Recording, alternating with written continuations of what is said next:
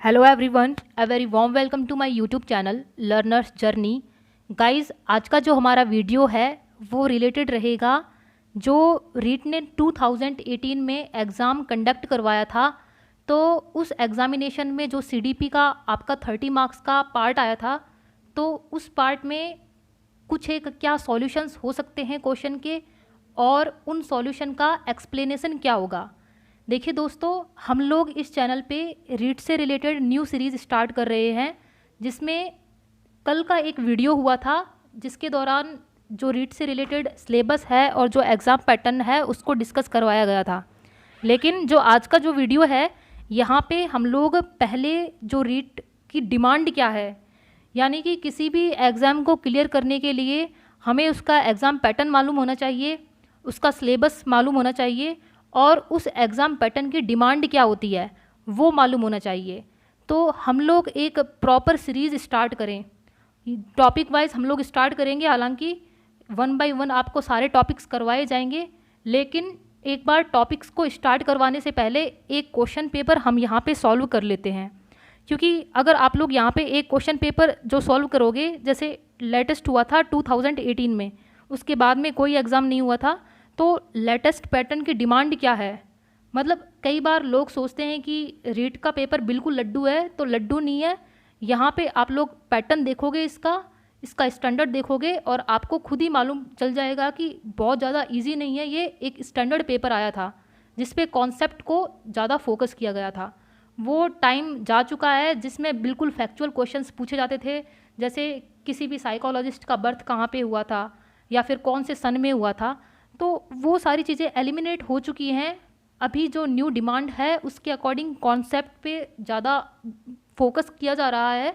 तो अगर हम लोग ये वाला आज का वीडियो पूरा देखते हैं, तो यहाँ पे जो सीडीपी वाला पार्ट है जिसमें 30 क्वेश्चन पूछे जाते हैं, तो सीडीपी का पार्ट डिस्कस किया जाएगा और आप अच्छी तरह से जान सकेंगे कि रीट की डिमांड क्या है।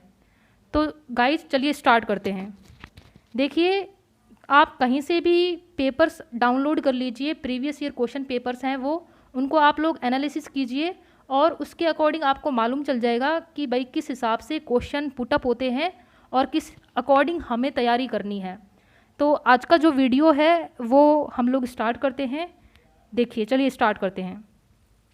देखिए, जो रीट 2018 था उसमें जो फर्स्ट क्वेश्चन था, फर्स्ट क्वेश्चन क्या था? फर्स्ट क्वेश्चन ये था कि व्यक्तिगत विभिन्नता का सम्मान करते वक्त एक शिक्षक से क्या आशा नहीं की जा सकती है। मतलब which of the following may not be expected from a teacher to keep in mind while respecting individual differences. यानी कि अगर कोई भी शिक्षक क्लास में पढ़ा रहा है तो उस शिक्षक को इंडिविजुअल डिफरेंसेस जो बच्चों में पाए जाते हैं तो उनका ध्यान रखते हुए पढ़ाना है। तो यहाँ क्वेश्चन में पूछ रहा है कि शिक्षक को कौन सी चीज़ यहाँ पे ध्यान में नहीं रखनी होती। 4 ऑप्शन दे रखे हैं, जिनमें से 3 ऑप्शन तो ध्यान में टीचर को रखने होंगे। कोई एक ऐसा ऑप्शन आपको यहाँ से निकालना है जो आपको ध्यान में नहीं रखना।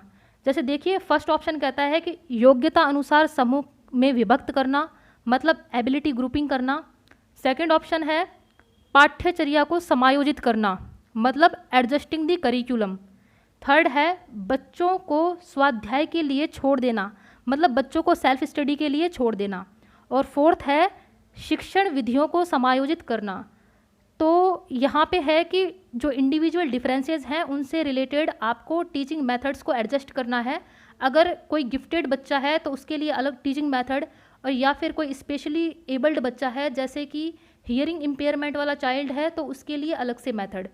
तो इन चारों में से ऑप्शन कौन सा होना चाहिए? देखिए, जो फर्स्ट ऑप्शन है ये होना चाहिए, क्योंकि इंडिविजुअल डिफरेंसेस के अकॉर्डिंग टीचर करता है। ठीक है। नेक्स्ट है पाठ्यचर्या को समायोजित करना, मतलब करिकुलम को एडजस्ट टीचर करेगा। तो व्यक्तिगत विभिन्नता का सम्मान करते हुए शिक्षक से ये आशा की जा सकती है। और नेक्स्ट है बच्चों को स्वाध्याय के लिए छोड़ देना। अब देखिए, ये क्या बात हुई? अगर आप बच्चों को सेल्फ स्टडी के लिए छोड़ दोगे तो फिर टीचर्स का मतलब ही क्या है? फिर तो स्कूल में टीचर लगानी नहीं चाहिए। तो ये एक ऐसा पॉइंट है जो मतलब एक शिक्षक से आशा नहीं किया जाता ड्यूरिंग दी इंडिविजुअल डिफरेंस। ठीक है। तो जो फर्स्ट क्वेश्चन है उसका आंसर हो जाएगा आपका सी। चलिए नेक्स्ट क्वेश्चन पे आ जाइए। नेक्स्ट क्वेश्चन में बोल रहे हैं कि यदि पूनम की कालानुक्रमिक उम्र तथा मानसिक उम्र 9 साल है तो उसकी बुद्धि लब्धि का वर्ग हो सकता है। मतलब एक पूनम नाम की बच्ची है जिसकी जो क्रोनोलॉजिकल एज है वो 9 ईयर है, और जो बच्ची की मेंटल एज है वो भी 9 ईयर है, दोनों सेम सेम है। तो बच्ची की जो बुद्धि लब्धि होगी, मतलब IQ होगा, तो वो कौन से वर्ग की होगी?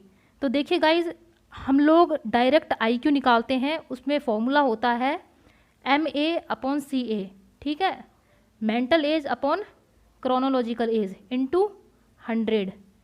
तो गाइज़ यहाँ पे हमको मेंटल एज की जगह पे भी 9 रखना है और क्रोनोलॉजिकल एज की जगह भी आपको 9 रखना है, और आप लोग 100 से यहाँ पे इंटू करोगे तो 9 से 9 कट जाएगा और यहाँ पे 100 ही आएगा। तो गाइज़ जो 90 से लेके 110 के रेंज के बीच के लोग होते हैं वो एवरेज बच्चे होते हैं।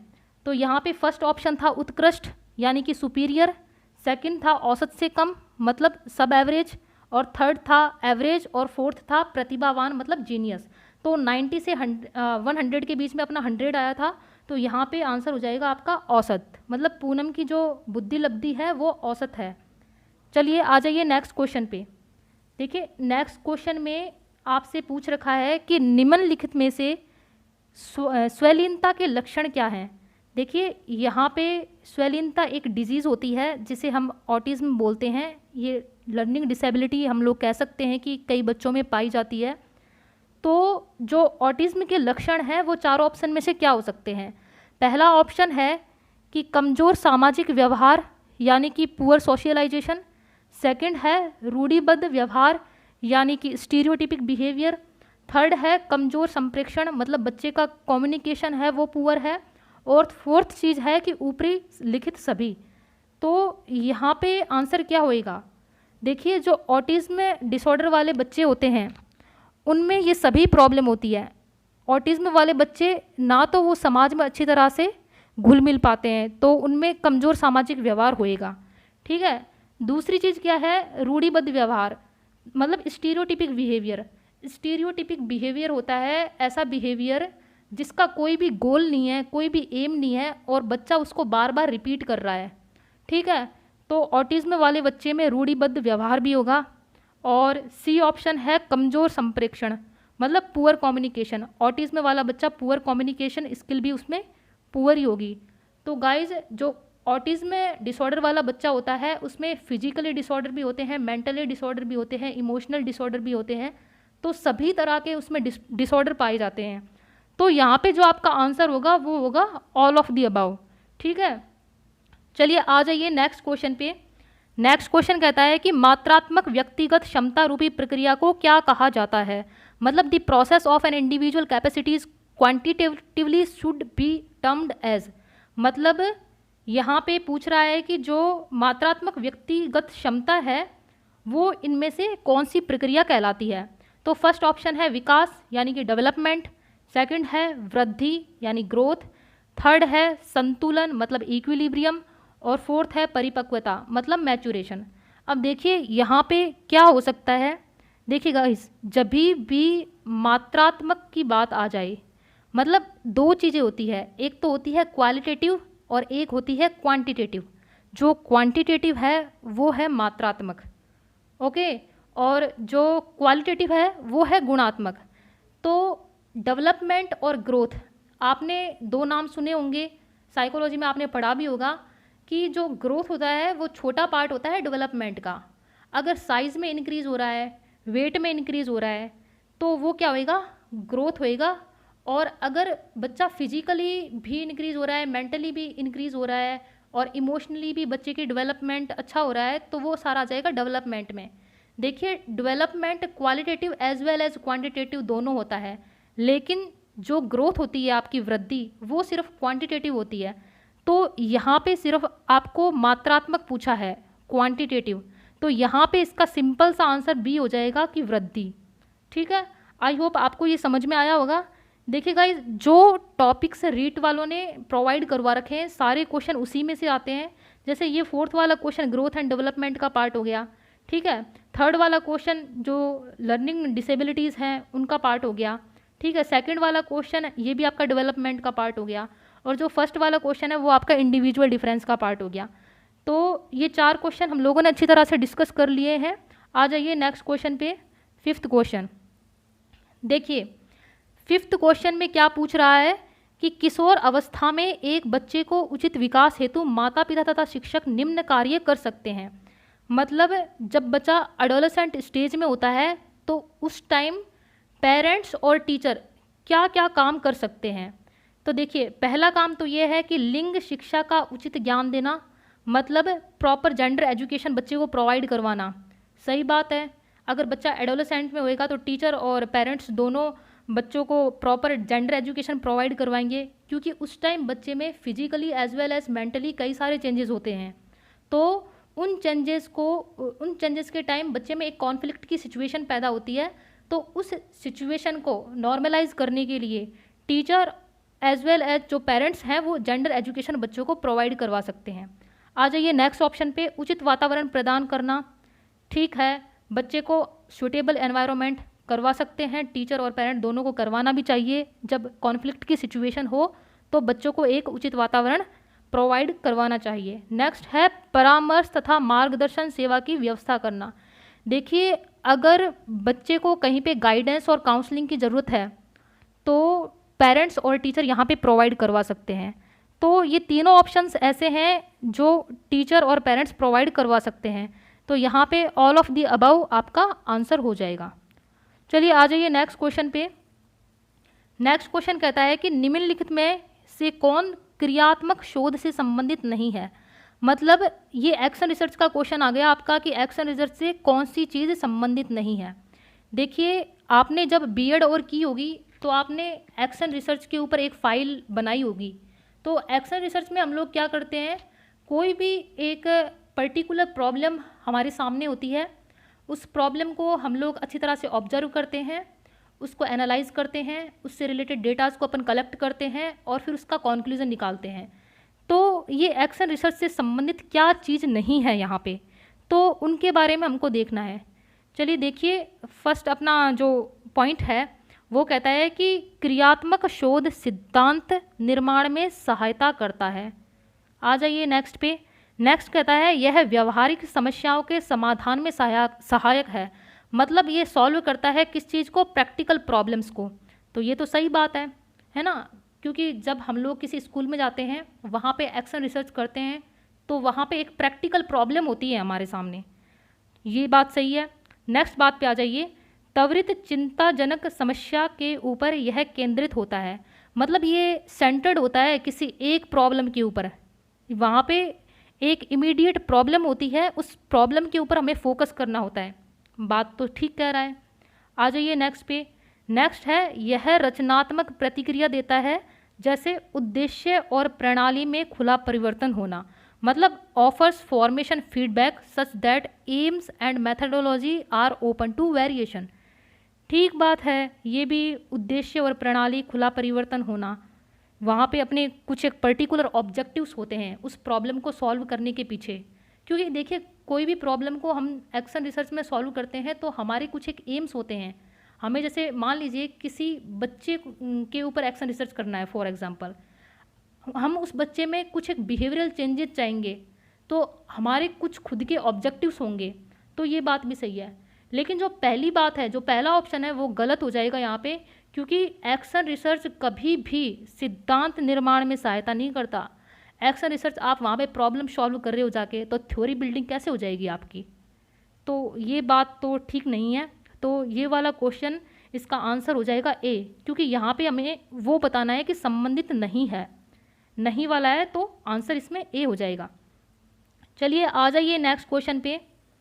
Next question seventh question.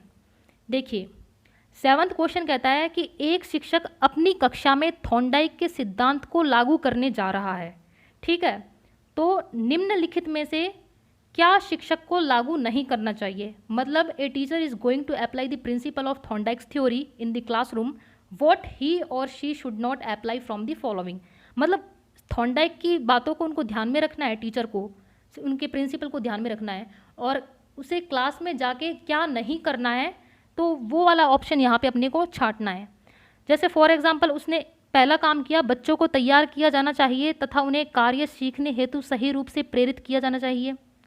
देखिए यहाँ पे पहले आप लोग बात समझ लीजिए, जो थॉर्नडाइक थे उन्होंने अपने प्रिंसिपल्स दिए थे कुछ। पहला प्रिंसिपल था उनका लॉ ऑफ रेडीनेस, ठीक है।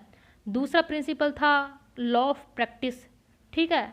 और तीसरा जो प्रिंसिपल था वो भी ड्रिल कार्य पे ही रिलेटेड था। तो देख लेते हैं यहाँ पे ऑप्शन क्या होंगे। देखिए फर्स्ट ऑप्शन में कह रहा है कि बच्चों को तैयार किया जाना, सही बात है, क्योंकि यहाँ पे लॉ ऑफ रेडीनेस फॉलो हो रहा है, बच्चों को तैयार कर रहे हैं तो लॉ ऑफ रेडीनेस यहाँ पे फॉलो किया जा रहा है, तो ये बात सही होगी। सेकंड चीज़ है बच्चों को नई चीज़ें सीखने हेतु खोज विधि के लिए उन्मुख किया जाना। मतलब children should be oriented to a discovery approach toward learning new things. मतलब बच्चों को डिस्कवरी अप्रोच के लिए ओरिएंटेड करना है कि हाँ बच्चों तुम लोग डिस्कवरी अप्रोच करो, ठीक है। नेक्स्ट चीज़ है कि बच्चों को नई चीज़ें सीखने हेतु खोज, ये तो हो गया है। थर्ड पॉइंट आ जाइए, उचित अभ्यास तथा ड्रिल कार्य किया जाना चाहिए, तो ये बात भी सही है। यहाँ पे जो लॉ ऑफ प्रैक्टिस है वो अप्लाई हो रहा है। यहाँ पे फर्स्ट वाले में लॉ ऑफ रेडीनेस अप्लाई हो रहा था और थर्ड वाले में ड्रिल का कार्य है, अभ्यास है, तो यहाँ पे लॉ ऑफ प्रैक्टिस यहाँ पे लग रहा है, ठीक है। चलिए फोर्थ ऑप्शन क्या कहता है, फोर्थ कहता है जहाँ तक हो शिक्षक को पुरस्कार का उपयोग सही रूप में करने की कोशिश करनी चाहिए। तो गाइज थॉर्नडाइक ये बात बोलते हैं कि आपको बच्चों को रिवार्ड प्रोवाइड करवाना है, लेकिन हर एक स्टेप पे नहीं करवाना, आपको गैप लेके एक पर्टिकुलर फिक्स स्टेप पे आपको रिवार्ड प्रोवाइड करवाना है ताकि बच्चे को रेनफोर्समेंट मिल सके। तो ये बात भी सही हो गई। देखिए तो यहाँ पे क्या शिक्षक को लागू नहीं करना चाहिए उसका आंसर अपने को बताना था, तो बी आंसर बिल्कुल राइट हो जाएगा, क्योंकि थॉर्नडाइक कहीं भी डिस्कवरी अप्रोच की बात नहीं कहते हैं। तो चलिए 7 क्वेश्चन अपने हो चुके हैं, अब आ जाइए 8th क्वेश्चन पे। चलिए हाँ देखिए 8th क्वेश्चन कहता है डैश बाल्य अवस्था के दौरान अपने तथा दूसरों के नज़रिए में फ़र्क करने में अयोग्यता को दर्शाता है। मतलब बाल्य अवस्था, एक बार इंग्लिश में भी देख लीजिए question, dash is the inability to distinguish between one's own perspective and others perspective in early childhood. Option A centrism मतलब केंद्रस्थ, ऑप्शन बी ईगोसेंट्रिज्म मतलब आत्म केंद्रस्थ, ऑप्शन सी जड़ात्मवाद एनिमिज्म, और डी इनमें से कोई नहीं।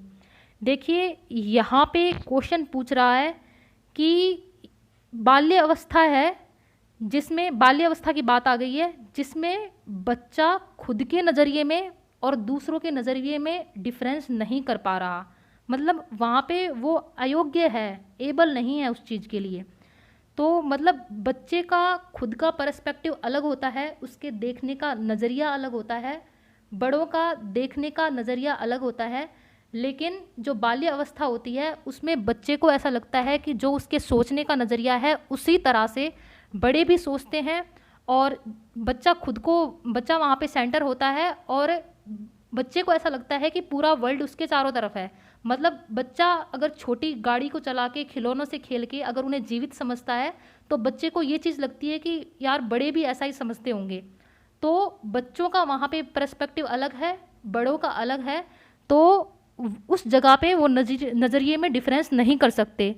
तो ये एक कौन सी सिचुएशन है, तो गाइज इस सिचुएशन को हम लोग कहते हैं ईगोसेंट्रिज्म, मतलब आत्म केंद्रस्थ। तो यहाँ पे बच्चा खुद को सेंटर में रखता है और बाकी की जो पूरी दुनिया होती है वो उसके इर्द गिर्द होती है।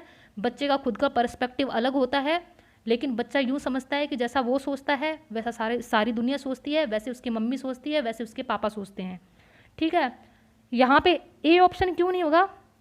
देखिए सेंट्रिज्म है वो एडोलेसेंस में लगता है। देखिए सेंट्रिज्म में एडोलेसेंस जैसे आपने देखा होगा या फिर आपने भी किया होगा, जैसे जो टीन एज होती है उसमें बॉयज़ अपनी कॉलर वॉलर ऊंची करके और मतलब वो सोचते हैं कि पूरी दुनिया उनकी तरफ अट्रैक्टेड है, सब उन्हें देख रहे हैं। तो वो सेंट्रिसिज्म वाली सिचुएशन है, इसलिए यहाँ पे ये नहीं होगा। जो सी ऑप्शन है एनिमिज्म, ये भी यहाँ पे नहीं होगा, क्योंकि यहाँ पे जो बच्चा होता है वो अपने जो डॉल्स और उसके जो खिलौने होते हैं उनको सभी को लिविंग ऑर्गेनिज्म मानता है और बच्चा उनसे बातें करता रहता है। आपने देखा होगा कई छोटे बच्चे होते हैं वो अपनी गाड़ी चलाते रहते हैं और उनसे ही जो गाड़ी में जो उनके खिलौने होते हैं उनसे ही बातें करते रहते हैं। तो वो एनिज्म वाली कंडीशन है। तो इनमें से कोई नहीं, इसका तो कोई मतलब ही नहीं है। यहाँ पे आपका सिंपली ऑप्शन हो जाएगा बी। आ जाइए नेक्स्ट क्वेश्चन पे। चलिए नेक्स्ट क्वेश्चन है, जब कोई बारंबार अपनी कमजोरियों से निकलने में असफल होता है और कुछ प्रवीणता हासिल करता है या साधारणतः अधीनता या उत्कर्ष को ज़्यादा बल देने लगता है, ऊपरी लिखित तथ्य को किसने हीन भावना कहा है?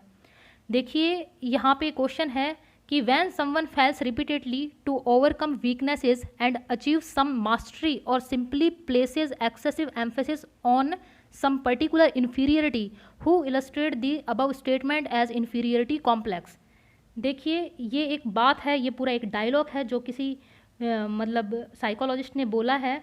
तो आपको ये बताना है कि ये कौन से साइंटिस्ट हैं, कौन से साइकोलॉजिस्ट हैं जिन्होंने इन्फीरियरिटी कॉम्प्लेक्स के बारे में कहा था, हीन भावना के बारे में कहा था। तो यहाँ पे जो कार्ल गुस्टाव जो युंग हैं उन्होंने ये नहीं दिया, सिगमंड फ्रायड हैं, कैरन हॉर्नी है, अल्फ्रेड एडलर हैं। देखिए गाइज, जो ये वाला डायलॉग है जो इन्फीरियरिटी कॉम्प्लेक्स वाला है वो अल्फ्रेड एडलर ने दिया था। तो यहाँ पे सिंपली इसका आंसर हो जाएगा फोर्थ। ठीक है, जो सिगमंड फ्रायड थे वो मनोविश्लेषणवादी थे और कैनरी हॉर्नी का कोई यहाँ पे रोल है नहीं और ना ही युंग का यहाँ पे कोई रोल है। आ जाइए नेक्स्ट क्वेश्चन पे। नेक्स्ट क्वेश्चन चलिए देखते हैं। देखिए नेक्स्ट क्वेश्चन कहता है, अत्यंत निपुणतापूर्ण अधिगम पद्धति जिस पर बेंड्यूरा तथा वाल्टर ने बल दिया था। मतलब यहाँ पे एक पद्धति है, एक स्पेसिफिक मेथड है। कौन सा मेथड है? The highly efficient form of learning approach, जिस पे बेंड्यूरा और वाल्टर दो साइकोलॉजिस्ट थे, उन्होंने फोकस किया था। तो ये क्या है? पुरस्कार तथा सजा या फिर निरीक्षण युक्त अधिगम या अनुकरण, मतलब कि ऑब्जर्वेशनल लर्निंग और इमिटेशन। ठीक है, थर्ड है सब वास्तविकरण, मतलब सेल्फ एक्चुअलाइजेशन, और फोर्थ है उपरोक्त में से कोई नहीं। तो देखिए सबसे पहली बात आप लोग देखिए, रिवार्ड और पनिशमेंट की बात थॉर्नडाइक करते हैं, बेंड्यूरा नहीं करते। और जो आपकी ये सेल्फ एक्चुअलाइजेशन है, सब वास्तविकरण, इनकी मैस्लो थ्योरी मैस्लो इनको फॉलो करते हैं। और ये तो कोई ऑप्शन है ही नहीं। जो आपका सेकंड ऑप्शन है जहाँ पे अनुकरण की बात आती है, इमिटेशन, तो बेंड्यूरा इमिटेशन से रिलेटेड हैं। तो यहाँ पे क्वेश्चन का जो आंसर है वो होगा बी। आ जाइए नेक्स्ट क्वेश्चन पे। चलिए नेक्स्ट क्वेश्चन क्या कहता है कि शिक्षा के अधिकार अधिनियम के अंतर्गत निम्न में से क्या शिक्षक के कार्य नहीं माने गए हैं। मतलब जो राइट टू एजुकेशन एक्ट था 2009, उसमें मतलब कौन सी एक बात है जो उस जो एक्ट है उसमें नहीं दी गई या फिर वहाँ पे नहीं मानी गई। तो देखिए पहला ऑप्शन है एक निश्चित समय में पाठ्यक्रम को पूरा करना, सही बात है। आरटीई कहता है कि आपको एक पर्टिकुलर टाइम में सिलेबस कंप्लीट करवाना है। सेकंड ऑप्शन है शिक्षक खुद को व्यक्तिगत ट्यूशन में व्यस्त रखना चाहिए शिक्षक को।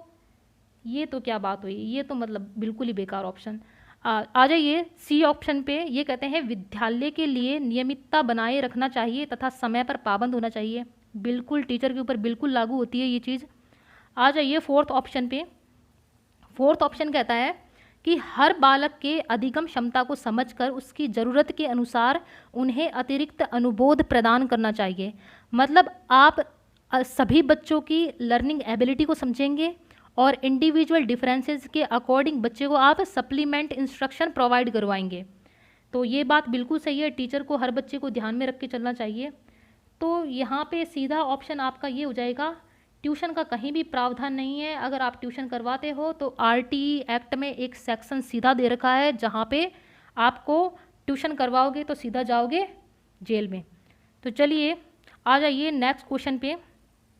चलिए ट्वेल्थ क्वेश्चन कहता है कि फ्रायड की अनुशंसित व्यक्तित्व की बनावट के अनुसार निम्न में से कौन मूलभूत इच्छा को उठने के साथ ही तुरंत तथा अनैच्छिक रूप से सभी नियम तथा जीवन की सत्यता तथा नैतिक की अवहेलना करते हुए संतुष्ट करता है। मतलब according to Freud recommendations personality structure which of the following would satisfy fundamental urges immediately and reflective as they arouse without gear the rule that reality of life of moral of any kind. देखिए यहाँ पे Freud ने कई सारी चीज़ें बताई है अपनी थ्योरी में, जैसे सुपर ईगो हो गया, ईगो हो गया, इद हो गया, है ना। तो यहाँ पे कहता है कि कई बार बच्चे की जो मूलभूत इच्छा है वो पूरी नहीं हो पाती, तो उन इच्छाओं को बच्चा पूरा करने के लिए ऐसे मतलब कि ऐसा रास्ता अपनाता है जो कि समाज उसे एक्सेप्टेंस नहीं देता। तो अनैच्छिक रूप से बच्चा उस रास्ते को अपनाता है। तो फ्रॉयड के अनुसार वहाँ पे नैतिकता की अवहेलना हो रही है, तो वो कौन सा एक यहाँ पे ऑप्शन होगा जिसके अकॉर्डिंग बच्चा अपनी अनैच्छिक जो इच्छाएं हैं, अनैच्छिक रूप से अपनी इच्छाओं को अंजाम देता है। तो गाइज जो फर्स्ट ऑप्शन है वो है परा अहम, मतलब सुपर ईगो। तो यहाँ पे तो मॉरलिटी फॉलो होती है, तो ये वाला ऑप्शन तो आपका होगा नहीं, क्योंकि यहाँ अपने को तो यहाँ पे मॉरलिटी फॉलो नहीं करनी ना इस क्वेश्चन में, तो ये वाला क्वेश्चन कट जाएगा। सेकंड है both ego and super ego. तो ईगो और सुपर ईगो में भी यहाँ पे मॉरलिटी फॉलो होती है, और यहाँ पे तो सीधा बात आ गया ईगो का, तो यहाँ पे भी फॉलो होती है। तो इद एक ऐसी चीज़ है जहाँ पे बच्चा मॉरलिटी की परवाह नहीं करता और अपनी जो इच्छाएं हैं उनको समाज को इग्नोर करके, बाकी जितनी भी मॉरलिटी वाली चीज़ें हैं सबको इग्नोर करके पूरी करता है। तो क्वेश्चन का आंसर हो गया यहाँ पे सी। तो ये हो गया 12th क्वेश्चन। आ जाइए नेक्स्ट क्वेश्चन पे। देखिए नेक्स्ट क्वेश्चन कहता है कि निम्न में से किस तकनीक के अंतर्गत एक बच्चा किसी चीज़ को हासिल करता है जिसके बाद में वो अपने इच्छुक चीज़ें कार्य या लाभ में बदल सकता है। मतलब यहाँ पे कहा है कि एक ऐसी टेक्निक है जिसमें बच्चा ऑब्जेक्ट को अर्न करता है और उसके बाद में अपने जो डिज़ायर आइटम्स हैं उनको एक्सचेंज करता है और लाभ में उन्हें बदल सकता है। तो क्या एक चीज़ है? तो देखिए गाइज यहाँ पे ऑपरेंट कंडीशनिंग वाली थ्योरी आ जाएगी, तो यहाँ पे सीधा सिंपल सा आंसर हो जाएगा आपका टोकन इकोनॉमी, क्योंकि यहाँ पे बच्चा खुद किसी काम को करेगा और जब वो उस काम में सक्सेसफुल हो जाएगा तो उसे रेनफोर्समेंट मिलेगा और फिर से वो वाला काम फिर से करेगा, और जहाँ पे भी जिस पॉइंट पे भी उसे सक्सेस मिलती है वहाँ पे उसे टोकन प्रोवाइड करवाया जाता है, वो फिर से रेनफोर्स होता है, फिर से करता है उस काम को, फिर से उसे टोकन प्रोवाइड करवाया जाता है। तो ये एक टोकन इकोनॉमी होगी। जैसे आपने स्किनर का जो रेट की थ्योरी है वो पढ़ी होगी, तो उसमें इसी तरह से होता है। तो यहाँ पे टोकन इकोनॉमी ऑप्शन होगा। शेपिंग यहाँ पे नहीं होगी, क्योंकि शेपिंग होता है जब भी हमें कोई पॉजिटिव रेनफोर्समेंट मिलता है तो किसी एक डिज़ायरेबल चेंज होना। विलोपन में क्या है, जब अपने को नेगेटिव रेनफोर्समेंट मिलेगा तो हम उस चीज़ को करना छोड़ देंगे, तो एक्सटिंक्ट हो जाएगी, और कन्वर्ट सेंसिटाइजर ऐसी कोई चीज़ होती ही नहीं है। आ जाइए नेक्स्ट क्वेश्चन पे 14, एक सेकेंड, आ जाइए नेक्स्ट क्वेश्चन पे। नेक्स्ट क्वेश्चन 14 है। 14 में कहता है समायोजन की प्रक्रिया के दौरान विद्यार्थीगण बहुत से विरोधाभासी परिस्थितियों से गुजरते हैं। ठीक है, उदाहरण स्वरूप एक विद्यार्थी शिक्षक के सामने अपनी गलतियों को स्वीकार करना चाहता है, पर इसके साथ ही वह शिक्षक द्वारा दंडित होने से भी डर रहा है। तो निम्न में से किसके सापेक्ष में इसे अच्छी तरह से समझाया गया है? देखिए गाइज ये क्वेश्चन है, कॉन्फ्लिक्ट की सिचुएशन है यहाँ पे जो स्टूडेंट है वो विरोधाभासी परिस्थिति में है, कॉन्फ्लिक्ट है उसे, मतलब वो किसी चीज़ को स्वीकार भी करना चाह रहा है और उसे वो डर भी रहा है। तो ये वाली जो स्थिति है ये कौन सी है? तो यहाँ पे एक बार इंग्लिश में देख लेते हैं question. Student encouraged many conflicting situation during their adjustment process. For example a student wants to admit his mistake in front of teacher, but at the same time he is afraid of being punished by teacher. It is best explain by, मतलब बच्चा यहाँ पे teacher के सामने गलती भी स्वीकार करना चाहता है लेकिन कर नहीं पाता क्योंकि उसे टीचर के दंड देने से डर लग रहा है। तो ये वाली एक अप्रोच है, ये कौन सी कॉन्फ्लिक्टिंग सिचुएशन है? तो फर्स्ट ऑप्शन यहाँ पे आपका है पद्धति विरोधाभासी परिस्थिति। सेकंड है वर्जन विरोधाभासी परिस्थिति, मतलब कि अवॉइडेंस कॉन्फ्लिक्टिंग सिचुएशन। थर्ड है पद्धति वर्जन विरोधाभासी परिस्थिति, मतलब अप्रोच अवॉइडेंस कॉन्फ्लिक्टिंग सिचुएशन। और फोर्थ है नन ऑफ द अबाउ। देखिए यहाँ पे जो आपका आंसर होगा वो होगा थर्ड ऑप्शन। थर्ड ऑप्शन में क्या है? पद्धति वर्जन विरोधाभासी परिस्थिति, मतलब कि अप्रोच अवॉइडेंस कॉन्फ्लिक्टिंग सिचुएशन। मतलब पहले वो टीचर से सॉरी मांगना चाह रहा है तो वो हो गई अप्रोच, पॉजिटिव वे में गया, ठीक है। लेकिन उसे डर किससे लग रहा है कि टीचर उसको दंड प्रोवाइड ना करवा दे, तो फिर वो क्या होगी? अवॉइडेंस, मतलब वर्जन। तो ये जो अप्रोच अवॉइडेंस वाली कॉन्फ्लिक्ट सिचुएशन है तो पद्धति वर्जन विरोधाभासी परिस्थिति यहाँ पे क्रिएट होती है। तो ये इसका आंसर हो जाएगा। आ जाइए नेक्स्ट क्वेश्चन पे। चलिए देखिए नेक्स्ट क्वेश्चन कहता है कि एक 5 वर्ष के बच्चे में दूसरों के प्रति प्रतिक्रिया तथा संप्रेषण में कमी है तथा असामान्य व्यवहार को बारंबार करता है। इस तरह के लक्षण किस चीज़ का प्रतीक है? देखिए ये वाला क्वेश्चन फिर से आ गया है। यहाँ पे बच्चे को प्रॉब्लम क्या है? एक्शंस करने में, प्रतिक्रिया करने में दिक्कत हो रही है, कम्युनिकेशन करने में दिक्कत हो रही है, और जो एबनॉर्मल बिहेवियर है उसे बच्चा बार बार कर रहा है। मतलब जो हमने पीछे पढ़ा था स्टीरियोटिपिक बिहेवियर, तो उसे बच्चा बार बार कर रहा है। तो ये किस प्रकार के लक्षण है? तो श्रवण बाधिता वाले बच्चे नहीं होते ये, मतलब हियरिंग इम्पेयरमेंट वाले बच्चे नहीं होते, ना ही ये स्कॉलास्टिक बैकवर्डनेस है, शैक्षिक पिछड़ापन, और ना ही ये लर्निंग डिसेबिलिटी है। यहाँ पे आपका सीधा सा आंसर हो जाएगा इनफेंटाइल ऑटिज्म है, ठीक है, शैशव स्वलीनता।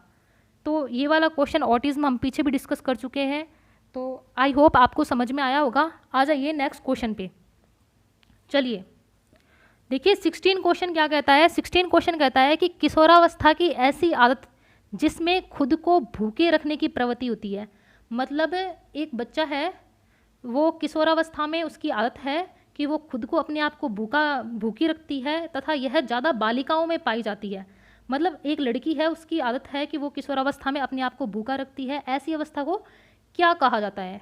देखिए गाइज, ये जो सिचुएशन है ये है एनोरेक्सिया नर्वोसा। ये ज़्यादातर जो गर्ल्स होती हैं उनमें पाई जाती है, क्योंकि उनकी एक मेंटेलिटी होती है कि वो फिट रहें और किसी भी तरह की जो उनकी बॉडी है वो इम्बैलेंस ना हो, तो वो किसी भी वे में अपने आप को फिट रखना चाहती है और इसके लिए वो भूखी रहती हैं।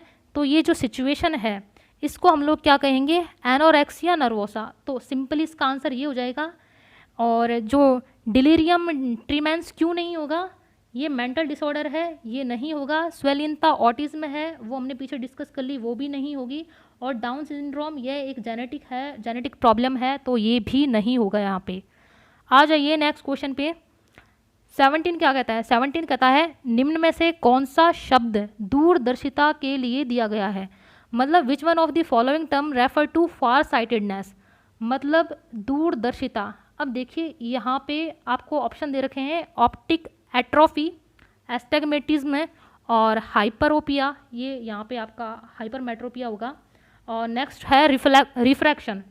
तो इन चारों में से कौन सा जो शब्द है वो दूरदर्शिता के लिए दिया गया है? देखिए 2 डिसऑर्डर होते हैं इंसान में, एक तो फार साइटेडनेस और एक होती है नियर साइटेडनेस। तो फार साइटेडनेस है वो है दूरदर्शिता, ठीक है। तो जो फार साइटेडनेस होती है वो होती है आपकी हाइपरमेट्रोपिया। तो इसमें क्या होता है, इंसान को दूर का तो दिखाई देगा लेकिन पास का यहाँ पे दिखाई नहीं देगा। और जो मायोपिक जो डिसऑर्डर होता है उसमें हमें पास का दिखाई देता है अप टू 25 सेंटीमीटर, और जैसे जैसे ऑब्जेक्ट दूर जाता है वैसे वैसे जो नज़र है वो कमज़ोर होती जाती है। तो हो सकता है नेक्स्ट टाइम आपको मायोपिया पूछ ले। तो यहाँ पे क्वेश्चन जो फार साइटेडनेस है, दूरदर्शिता, उसके बारे में पूछा है, तो यहाँ पे हाइपरमेट्रोपिया होगा। देखिए जो फर्स्ट ऑप्शन है ऑप्टिक एट्रोफी, इसमें क्या होता है, हमारी जो आई होती है उसमें जो ब्लड सप्लाई करने वाली सेल्स होती हैं वो डैमेज हो जाती है। ठीक है, डैमेज होने के बाद में क्या होता है कि ब्लड अच्छी तरह से हमारे जो रेटिना है वहाँ तक सप्लाई नहीं हो पाता और जो पीछे की नर्व्स हैं वहाँ तक सप्लाई नहीं हो पाता। तो यहाँ पे भी आपको कमजोरी आएगी, ब्लाइंडनेस वाली प्रॉब्लम होगी यहाँ पे, लेकिन ये फार साइटेडनेस नहीं है, तो ये वाली चीज़ नहीं होगी। आ जाइए नेक्स्ट पे, एस्टिग्मेटिज्म। तो देखिए एस्टिग्मेटिज्म होता है वो होता है भैंगापन, तो ये अलग चीज़ है। और रिफ्रैक्शन का यहाँ पे कोई मतलब नहीं है, ये फिजिक्स का टर्म है रिफ्रैक्शन, ये कोई डिसऑर्डर नहीं है, तो ये नहीं होगा। आ जाइए नेक्स्ट क्वेश्चन पे। देखिए 18th क्या कहता है। 18th कहता है कि सीखने का व्यवहारिक सिद्धांत द्वारा दिया गया, किसके द्वारा दिया गया। अब आप लोग लगाओगे थॉर्नडाइक, नहीं, ये यहाँ पे नहीं होगा। क्यों नहीं होगा, क्योंकि जो इसका इंग्लिश वर्जन है वहाँ पे सीधा सीधा दे रखा है कि insightful theory of learning is given by. तो इंसाइटफुल जो लर्निंग थी वो कॉलर ने दी थी। आपने पढ़ा होगा कि जो मंकी था सुल्तान, उसमें एक सडन उसके दिमाग में आइडिया आता है और वो जो केले होते हैं उनको ऊपर से उतार लेता है। तो जो इंसाइट वाला जो आइडिया होता है वो है यहाँ पे आंसर कॉलर के द्वारा दिया गया, तो कॉलर होगा, गार्डनर नहीं होंगे यहाँ पे, क्योंकि गार्डनर मल्टीपल इंटेलिजेंस से रिलेटेड है। थॉर्नडाइक सीखने का व्यवहारिक सिद्धांत, मतलब नॉर्मल जो सीखने के सिद्धांत थे उनके लिए थॉर्नडाइक रिस्पॉन्सिबल है, लेकिन अगर आपको सीधा सीधा इंसाइटफुल थ्योरी दी है तो यहाँ पे कॉलर होगा। नेक्स्ट है हल एंड टॉलमैन, तो ये भी यहाँ पे नहीं होंगे, तो आंसर सिंपली क्या हो जाएगा आपका, कॉलर। आ जाइए नेक्स्ट क्वेश्चन पे। 18th क्वेश्चन हम लोगों ने डिस्कस कर लिए। 19th देखिए 19th क्या कहता है, निम्न में से कौन सी संस्था नियमावली तथा कार्यक्रम का विकलांगता पुनर्वास के क्षेत्र में भारत में क्रियान्वयन करता है। ठीक है, तो यहाँ पे सीधा सीधा क्वेश्चन पूछ रखा है कि which of the following body regulate the training policies and program in the field of rehabilitation of persons with disabilities in India. तो देखिए यहाँ पे अपने को उस एक जो कमेटी है या फिर हम लोग कह सकते हैं कि एक जो मतलब समिति चलती है, तो वो कौन सी है जो पॉलिसीज़ का निर्माण करती है और साथ ही साथ वो अलग अलग कार्यक्रम बनाती है। तो आप में से कई बच्चे सोच रहे होंगे कि ये होगा राष्ट्रीय शैक्षिक अनुसंधान एवं प्रशिक्षण परिषद। हाँ, मान लिया आपका ये आंसर होता है यहाँ पे, लेकिन देखिए गाइज यहाँ पे सीधा सीधा आपको दे रखा है कि विकलांगता पुनर्वास, मतलब कि जो डिसेबिलिटीज़ वाले पर्सन हैं उनके रिहेबिलिटेशन के बारे में। तो ये वाला क्वेश्चन नहीं होगा। राष्ट्रीय शैक्षिक अनुसंधान एवं प्रशिक्षण परिषद ये NCERT होता है, ये जो नॉर्मल बच्चे होते हैं उनके लिए प्रोग्राम फॉर्मेशन करता है, उनके लिए पॉलिसीज़ फॉर्मेशन करता है, लेकिन डिसेबिलिटीज़ वाले जो होते हैं वो इनके अंडर में नहीं आते। देखिए फर्स्ट क्या है, राष्ट्रीय अध्यापक शिक्षा परिषद, ये है NCTE, ठीक है, national council for teacher education. तो ये वाले लोग तो सिर्फ जो टीचिंग ट्रेनिंग्स होती है उनसे रिलेटेड जो बिल्स होते हैं उनको पास करवाते हैं और उनसे रिलेटेड जो नियम होते हैं उन्हें फॉर्मेशन करने में हेल्प करते हैं। नेक्स्ट है सेकंड, राष्ट्रीय शैक्षिक योजना एंड क्या प्रशासन विश्वविद्यालय, तो ये नीपा है। तो ये नीपा तो जो एजुकेशन जो हमारा पूरा सिस्टम है तो उनका एडमिनिस्ट्रेशन करता है, तो ये भी यहाँ पे नहीं होगा। ऑप्शन आपके पास बचा ये भारतीय पुनर्वास परिषद। देखिए ये वाला जो है option rehabilitation council of India, ये ही आपका यहाँ पे आंसर होगा, क्योंकि डिसेबिलिटी से रिलेटेड जितने भी कार्यक्रम होते हैं, पॉलिसीज़ होती हैं, सबकी सभी रिहेबिलिटेशन काउंसिल द्वारा फॉर्म किए जाते हैं।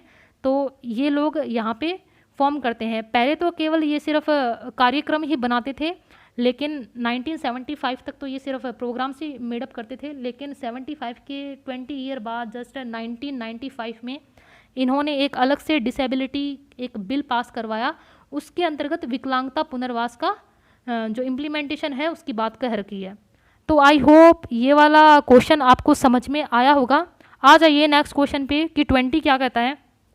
देखिए 20 में लिखा है, चलिए ये 20 वाला जो क्वेश्चन है इस पे बोनस मिला था, इस वाले क्वेश्चन में कॉन्फ्लिक्ट था, क्योंकि जो इंग्लिश का जो क्वेश्चन है और जो इंग्लिश हिंदी का क्वेश्चन है तो उन दोनों में अलग अलग जो बातें हैं वो पूछ रखी थी, तो दोनों का आंसर भी वहाँ पे फ्लैक्चुएट कर गया था। तो ये वाला 20th क्वेश्चन हम लोग लास्ट में डिस्कस करेंगे। आ जाइए नेक्स्ट क्वेश्चन पे। चलिए देखिए 21 में बात कर रखी है, ज़्यादातर बच्चे प्रथम सार्थक शब्द इस उम्र में बोलते हैं। मतलब मोस्ट ऑफ जो बच्चे होते हैं वो सबसे पहले जो मीनिंगफुल वर्ड है वो कौन सी उम्र में बोलता है। देखिए पहला ऑप्शन है 3 मंथ, सेकंड है 6 मंथ, और थर्ड है 35 to 40 मंथ, और फोर्थ है 10 to 13 मंथ। तो देखिए 3 महीने में तो सिर्फ बच्चा रोना ही सीखता है, कुछ भी नहीं सीखता, बस अपने जो सेंसरी जो ऑर्गन्स होते हैं, सेंसरी मोटर जो चीज़ें होती हैं उनको बैलेंस करना सीखता है। तो फर्स्ट नहीं होगा। सेकंड में जो 6 महीने का जो बच्चा होता है वो कुछ एक वर्ड, ऐसे वर्ड तो नहीं कह सकते, वो बलबलाना सीखता है, जिसे हम लोग बैबलिंग बोलते हैं, जैसे माँ, पा, दा। तो ये सारी चीज़ें वो बोलता है और बार बार रिपीटेशन करता रहता है। अब देखिए 35 to 40 जो मंथ हैं उनमें देखिए यहाँ पे प्रथम सार्थक शब्द थोड़ी बोलेगा, यहाँ तो बच्चा बिल्कुल स्पीडली फराटेदार बोलेगा। तो आ जाइए, जो फोर्थ है 10 से 13 महीने, मतलब जब तक बच्चा 1 साल का होगा, मतलब 10 से 13 महीने के बीच में ही बच्चा प्रथम सार्थक शब्द बोलेगा, मतलब फर्स्ट मीनिंगफुल वर्ड बोलेगा। तो आई होप समझ में आया होगा। आ जाइए नेक्स्ट क्वेश्चन पे। नेक्स्ट क्वेश्चन कहते हैं कि बहुबुद्धि सिद्धांत के जनक कौन हैं। तो यहाँ पे बहुबुद्धि सिद्धांत की सीधी बात कर रखी है। तो बहुबुद्धि जो सिद्धांत है, यहाँ पे थ्योरी ऑफ मल्टीपल इंटेलिजेंस, तो यहाँ पे उनके फादर कौन है ये पूछ रखा है। तो थ्योरी ऑफ मल्टीपल इंटेलिजेंस थे, उनकी सीधा सा आंसर हो जाएगा गार्डनर। गार्डनर ने मल्टीपल इंटेलिजेंस थ्योरी दी थी, जिसमें एनसीईआरटी के अकॉर्डिंग कुछ एक 7 थ्योरीज़ हैं, और जो बाकी तो अलग अलग बुक्स में अलग अलग दे रखा है, लेकिन एनसीईआरटी फॉलो करता है सीबीएसई। तो यहाँ पे गार्डनर ही यहाँ पे जनक होंगे, और इन्होंने मल्टीपल इंटेलिजेंस का सिद्धांत दिया था। आ जाइए नेक्स्ट क्वेश्चन पे। नेक्स्ट क्वेश्चन 23 क्या कहता है। देखिए 23 कहते हैं कि निम्न में से किसने समाजवादी रचनावाद दर्शन पर अत्यधिक बल दिया था। देखिए यहाँ पे 4 ऑप्शन है, वाइगोत्स्की, प्याजे, डेवी मतलब जॉन ड्यूई, और फोर्थ है कोलबर्ग। देखिए कोलबर्ग यहाँ पे नहीं होंगे, क्योंकि कोलबर्ग रिलेटेड हैं मोरल डेवलपमेंट से, ठीक है। सी, डेवी मतलब जॉन ड्यूई, ये नहीं होंगे, ये फिलोसफर थे। प्याजे नहीं होंगे, ये थे संज्ञानवाद से रिलेटेड थे। और जो वाइगोत्स्की थे ये सोशल कंस्ट्रक्टिविस्ट थे, मतलब सामाजिक रचनावाद पे इन्होंने बहुत ज़्यादा फोकस किया। इनके अकॉर्डिंग एक बच्चा होता है वो समाज से ही मतलब एक्शन करके और समाज में ही रहकर सब कुछ सीखता है, उसका जो पूरा डेवलपमेंट है वो एक समाज में ही होता है। तो इन्होंने पूरी इम्पोर्टेंस दी थी समाज को। तो ये हो जाते हैं यहाँ पे सोशल कंस्ट्रक्टिविज्म से रिलेटेड। आ जाइए नेक्स्ट क्वेश्चन पे 24। देखिए 24 क्या कहता है। 24 कहता है कि निम्न में से कौन सी दृष्टि बाधित विद्यार्थियों के लिए उपयोग में की जाने वाली सहायक सामग्री नहीं है। मतलब यहाँ पे विच of the following is not is example of assistive technology for visual impairment. मतलब विजुअल इम्पेयरमेंट वाले बच्चों को पढ़ाने के लिए कौन सी जो लर्निंग एड्स हैं वो सहायक नहीं है।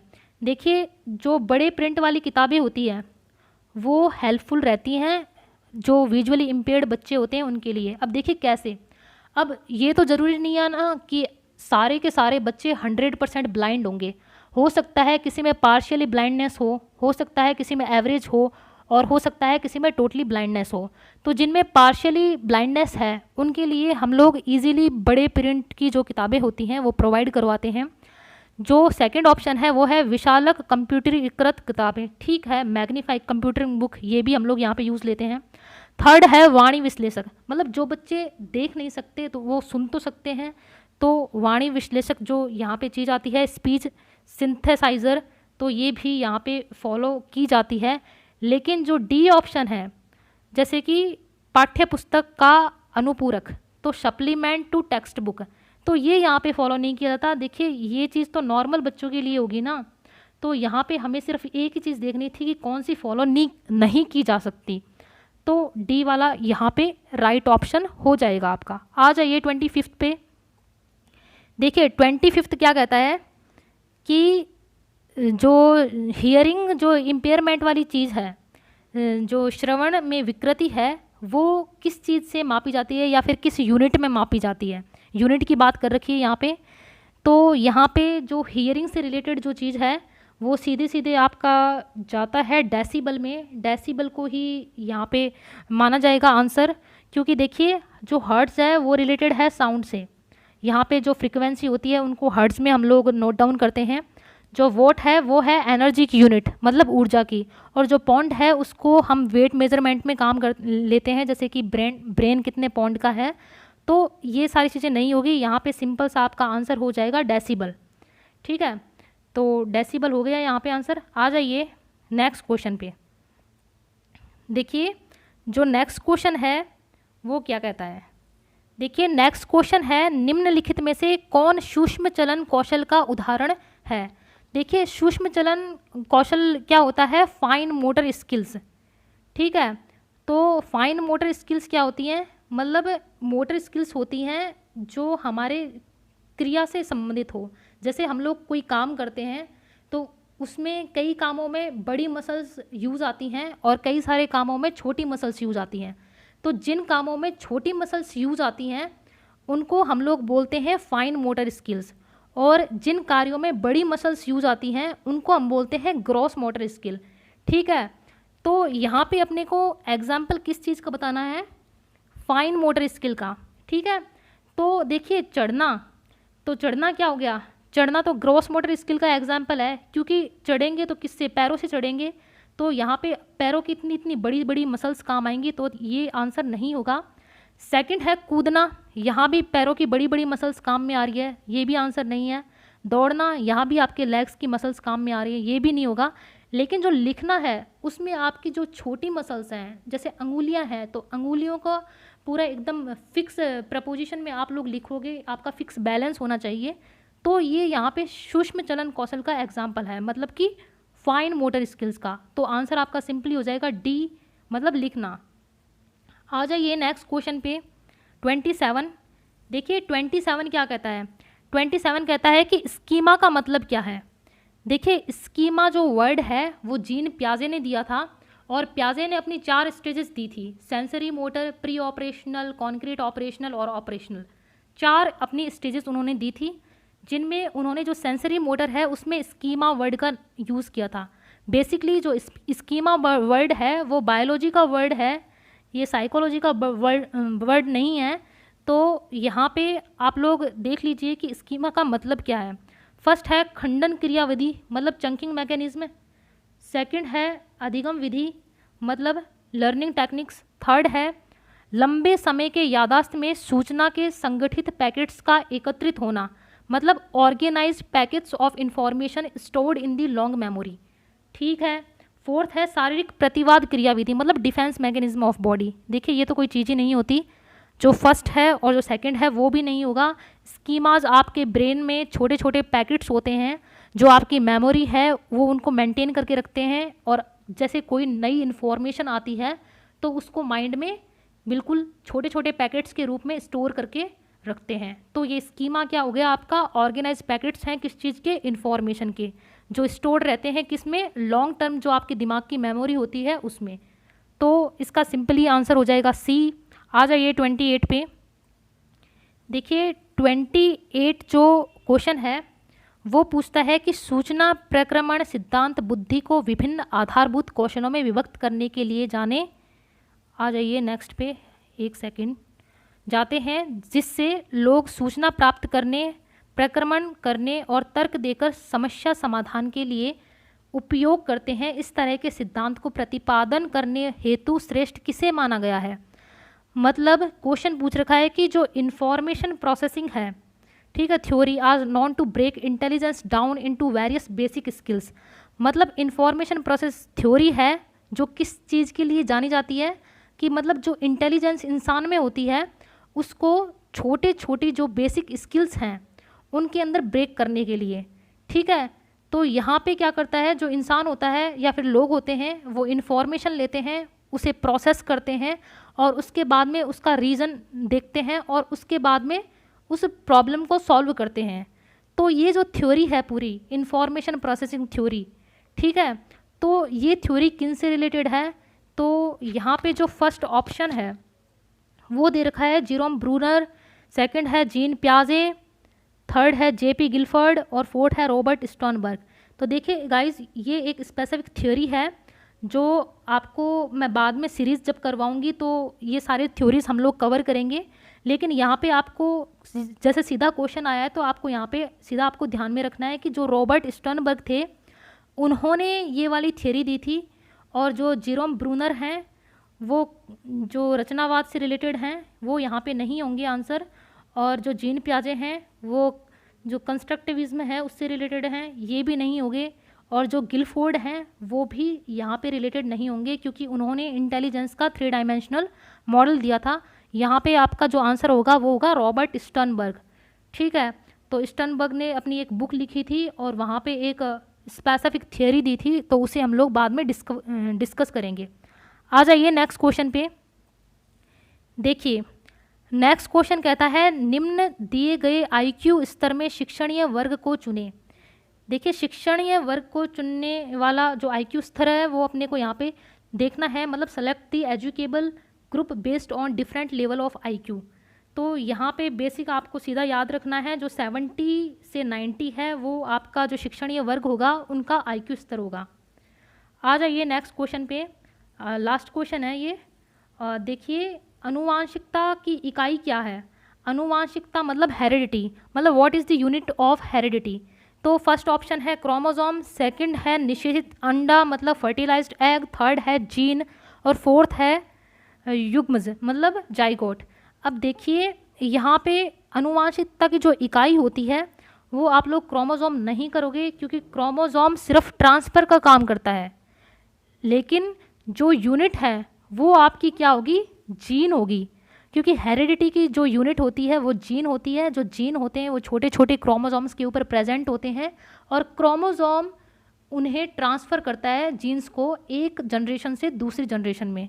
तो जो अनुवांशिकता की जो यूनिट होगी वो होगी आपकी जाम है, वो हम लोगों ने बिल्कुल अच्छी तरह से डिस्कस किया है।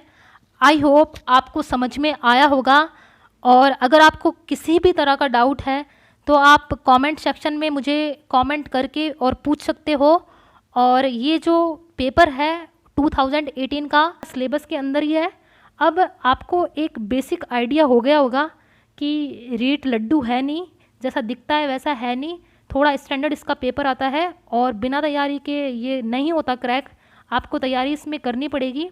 आज हम लोगों ने पेपर इसीलिए किया है ताकि हमें एक बार थोड़ा पता चल जाए कि पेपर का पैटर्न क्या है, क्या डिमांड है पेपर की, ताकि हम उसी के अकॉर्डिंग अपनी तैयारी स्टार्ट करें।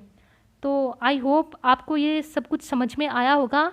अगर आपको ये पढ़ाया हुआ अच्छा लगे तो आप मेरे चैनल से जुड़ सकते हो, क्योंकि अब रीट की स्पेसिफिक पूरी सीरीज़ चलेगी जहाँ पे हम लोग टॉपिक वाइज सारा सिलेबस कंप्लीट करेंगे, और सिलेबस कंप्लीट होने के बाद जितने भी प्रीवियस ईयर के क्वेश्चन पेपर बचे हुए हैं वो सभी प्रकार के जो क्वेश्चन पेपर हैं वो हम लोग यहाँ पे डिस्कस करेंगे। So thank you guys. बाकी का अगर आपको बाकी सब्जेक्ट का देखना है हिंदी इंग्लिश तो आप लोग डाउनलोड करके देख सकते हो। ये वाला चैनल है, यहाँ पे आपको ओनली CDP करवाई जाएगी। एक बार CDP का ही प्लान है, आगे देखते हैं। बाकी thank you guys, bye bye, take care. So guys, I hope this session will be helpful for all of you in any form. If you like this video, then subscribe Learner's Journey and press the bell icon for more notification, and share it with your colleagues, and do not forget to leave your comment in comment section for your valuable feedback. Thank you guys. Thanks for watching.